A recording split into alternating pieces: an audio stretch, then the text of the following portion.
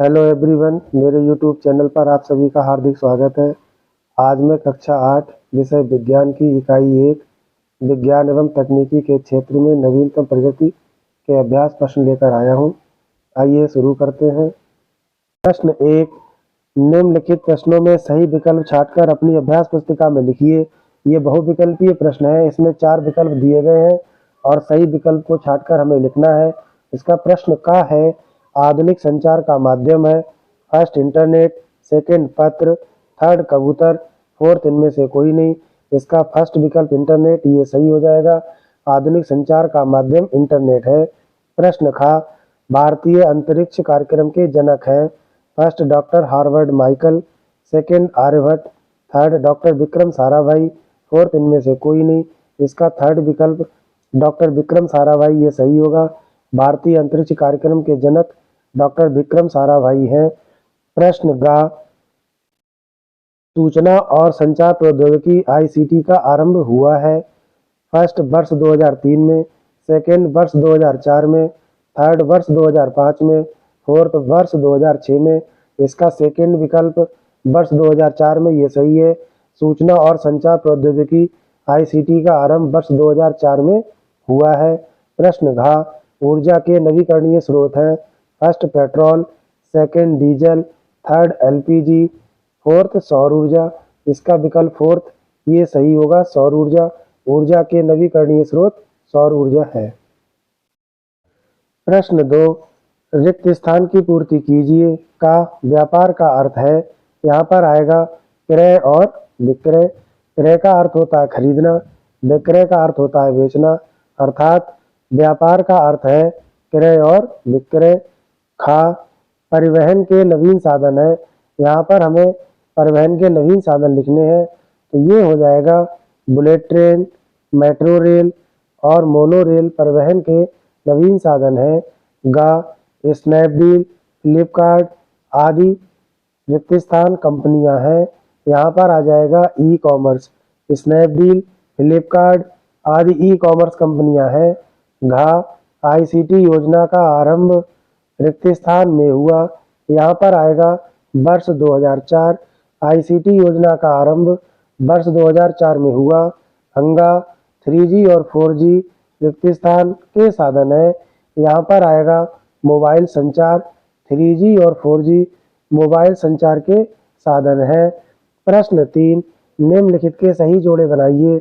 यहाँ पर हमें 2 स्तंभ दे रखे हैं, स्तंभ का और स्तंभ खा। स्तंभ का में दे रखा है वीडियो कॉन्फ्रेंसिंग, आईसीटी, आईआरएस, रक्षा एवं प्रतिरक्षा, भूरी क्रांति।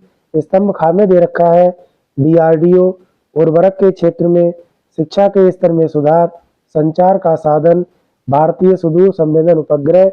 इसमें हमें स्तंभ का को स्तंभ खा के सही जोड़े से मिलाना है। तो चलिए शुरुआत करते हैं। का, वीडियो कॉन्फ्रेंसिंग। वीडियो कॉन्फ्रेंसिंग जो है ये संचार का साधन है, तो इसलिए हम वीडियो कॉन्फ्रेंसिंग को संचार का साधन से मिला देंगे। खा, आईसीटी। आईसीटी ये क्या है, ये शिक्षा के स्तर में सुधार हेतु इसका गठन हुआ था, तो आईसीटी को हम शिक्षा के स्तर में सुधार से मिला देंगे। गा, आईआरएस। आईआरएस को हम भारतीय सुदूर संवेदन उपग्रह से मिला देंगे। भारतीय सुदूर संवेदन उपग्रह यह अत्याधुनिक उपग्रह प्रणाली है। अगला है हमारा घा, रक्षा एवं प्रतिरक्षा। इसे हम डीआरडीओ से मिला देंगे। डीआरडीओ का गठन 1958 में हुआ था। रक्षा एवं प्रतिरक्षा के क्षेत्र में डीआरडीओ द्वारा कार्य किया जाता है। अगला हमारा है अंगा, भूरी क्रांति।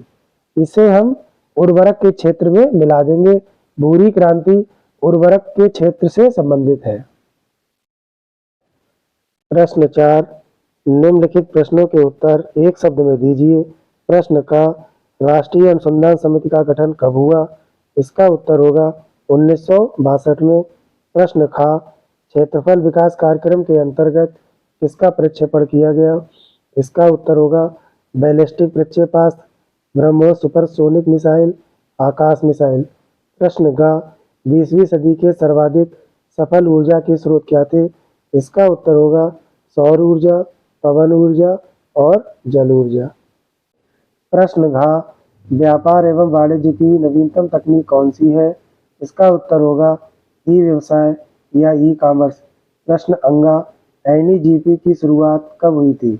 इसका उत्तर होगा 18 मई 2006 में। प्रश्न चा, भूतापीय ऊर्जा किस प्रकार की ऊर्जा है? इसका उत्तर होगा भूतापीय ऊर्जा एक प्रकार की ऊष्मीय ऊर्जा है। इसका प्रयोग पर्यावरणीय क्षति और ग्लोबल वार्मिंग से बचाव हेतु किया जाता है। प्रश्न छा, इसरो का गठन कब हुआ था? इसका उत्तर होगा नवंबर 1969 में। प्रश्न 5, विनिर्माण से आप क्या समझते हैं? सविस्तार समझाइए। इसका उत्तर होगा कच्चे माल को मूल्यवान उत्पाद में परिवर्तित कर अधिक मात्रा में वस्तुओं के उत्पादन को विनिर्माण या वस्तु निर्माण कहते हैं। विनिर्माण से तैयार माल उपभोक्ताओं द्वारा उपयोग किया जाता है। यह किसी भी अर्थव्यवसायी की संपन्नता का जनक होता है।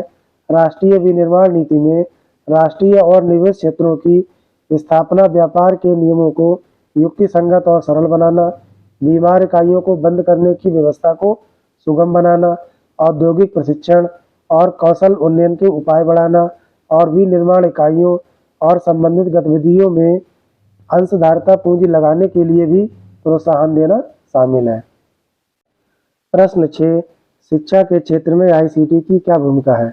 इसका उत्तर होगा शिक्षा के क्षेत्र में ICT की भूमिका शैक्षिक अवसरों को विस्तृत करने, उच्च शिक्षा के क्षेत्र में उल्लेखनीय विकास एवं शिक्षा की गुणवत्ता बढ़ाने के लिए ICT एक प्रभावशाली साधन है।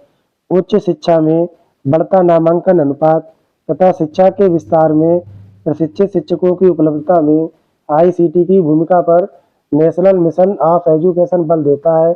इसके अंतर्गत स्मार्ट स्कूलों एवं ई किताबों के प्रयोग को बढ़ावा दिया जा रहा है। अगला प्रश्न है 7, ई गवर्नेंस क्या है? इसका उत्तर होगा सरकार की आम नागरिकों के लिए उपलब्ध सुविधाओं को इंटरनेट के माध्यम से उपलब्ध कराना ई गवर्नेंस या ई शासन कहलाता है। प्रश्न 8, ई गवर्नेंस की आम जीवन में क्या उपलब्धियां हैं? इसका उत्तर होगा ई गवर्नेंस की आम जीवन में उपलब्धियां। नंबर 1, शासकीय सेवाएं और सूचनाएं ऑनलाइन उपलब्ध। नंबर 2, शासन प्रणाली को पारदर्शी, कुशल तथा जवाबदेह बनाना। नंबर 3, विद्यालय में दाखिला, बिल भरना, आय जाति प्रमाण पत्र बनवाना, हिंदी में सुविधाएं उपलब्ध। नंबर 4, ई गवर्नेंस को ही डिजिटल इंडिया चरितार्थ कर रहा है, जिसके अंतर्गत ई हॉस्पिटल की शुरुआत हुई। नंबर 5, आम आदमी को सीधे तौर पर लाभान्वित कर सहज, सुलभ और घर तक सरकारी सुविधाएं उपलब्ध कराने का अथक प्रयास कर रहे हैं। प्रश्न 9, व्यापार एवं वाणिज्य के क्षेत्र में ई कॉमर्स की क्या भूमिका रही? इसका उत्तर होगा नंबर 1, इंटरनेट के माध्यम से व्यापार का संचालन। नंबर 2, खरीदना और बेचना, ग्राहकों के लिए सेवाएं और व्यापार के भागीदारों के साथ सहयोग। नंबर 3, फ्लिपकार्ट, स्नैपडील, अमेजन आदि ई कॉमर्स कंपनियां आम जन जीवन में प्रचलित है। इसी के साथ ही हमारा पार्ट 1 समाप्त होता है। नेक्स्ट वीडियो में मैं इकाई 2 मानव निर्मित वस्तुएं लेकर आऊँगा। अगर ये वीडियो आपको मेरी उपयोगी लगी हो, अच्छी लगी हो, तो कृपया इस वीडियो को लाइक करें और मेरे चैनल को सब्सक्राइब करें। Thank you.